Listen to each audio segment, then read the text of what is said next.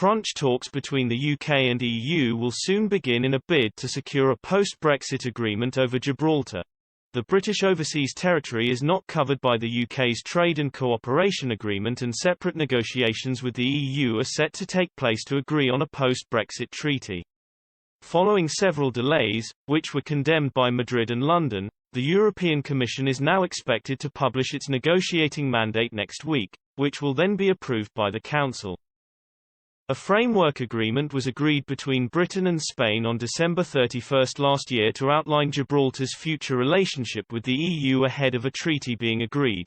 The final treaty will address issues including border crossings and trade, and would secure fluidity of movement for people crossing the border between Spain and Gibraltar, as well as the free movement of goods. The agreement would also aim to scrap paperwork required by around 10,000 Spaniards and Gibraltar residents who cross the border daily to work. But Juan González Barba, Spain's State Secretary for European Union Affairs, said at a press conference this morning that securing a mandate in the spirit of the framework agreement hasn't been easy.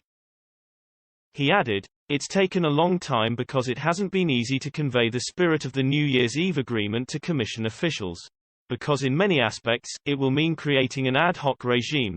There was no precedent for some of the things we want to do, and all of that, in any administrative organization, not just the European Commission, requires more time in order to convince those responsible for the different services that what is sought is, firstly, in line with the community acquis, and secondly, is in the interests not just of Spain, the UK and of course Gibraltar, but of the European Union." The Spanish minister also warned that all sides would have to cede something from their opening positions.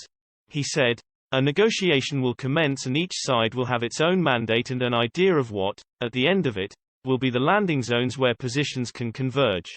Ultimately, everyone has to win, that's the important thing, and everyone has to cede something. This is not an agreement in which opening positions will be maintained 100%, as in all negotiations."